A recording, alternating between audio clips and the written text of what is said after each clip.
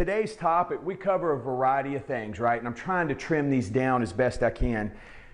None of you here, I would be surprised if anyone here has trouble getting out of a chair. Raise your hand if you have trouble getting out of a chair or getting out of a bed.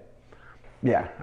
How many of you know someone that struggles getting out of a chair or getting out of a bed, especially if it's low rising? We all do. We all know someone, right?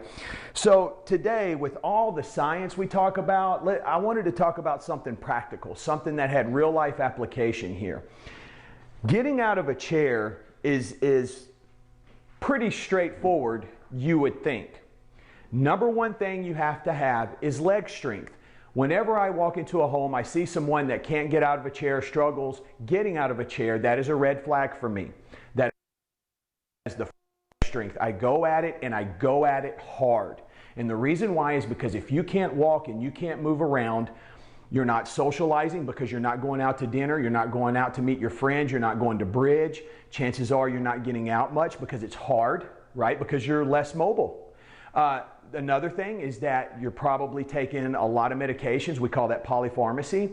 When we stand, gravity pulls everything down, if you know what I mean. Gravity pulls everything down along with the contents of our stomachs, right? And that circulation that's going on in the gut acts as lubrication too. So we'll leave that there. So when we're looking at getting out of a chair, okay, just a quick little study in the beginning of 2011 and continuing for a span of 19 years. We've talked about this a lot. Roughly 10,000 Americans turn 65 every day, right? So this started in 2011. I believe I've stated 2012, 2013. I was incorrect. I'd forgotten 2011.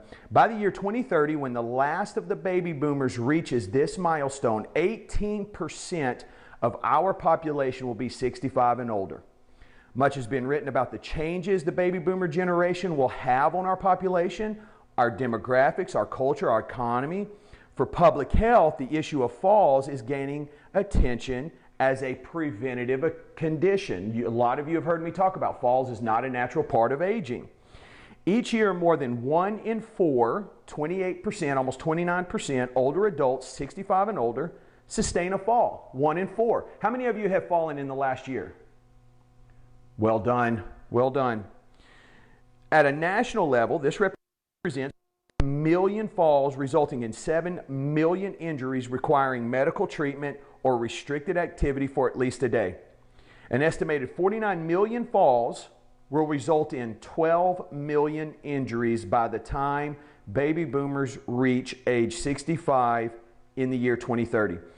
These numbers translate into significant costs. The average medically treated fall costs nearly $10,000 per fall.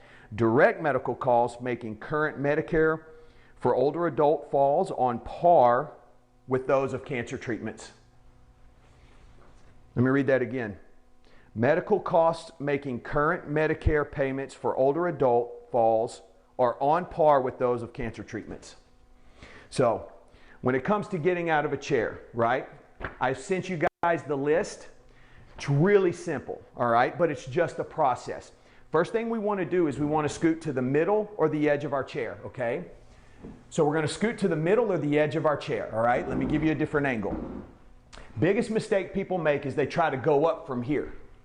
Can't do that. Number one, if there's anything you hear in this lecture right here, hear this. Nose over toes. That changes everything. Game changer, right? It changes your leverage.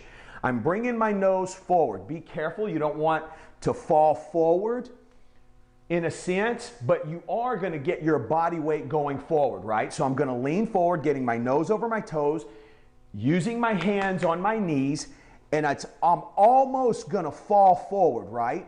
I want to get all that weight forward. I'm going to push with my hands, drive on my heels, and stand up and erect. Okay, those little simple tools, nose over toes, that is a game changer for a lot of people. So if you know someone that's struggling getting out of a chair, make those little suggestions. You may want to stand by them for the first couple of tries, but I promise you it'll make a huge impact, okay?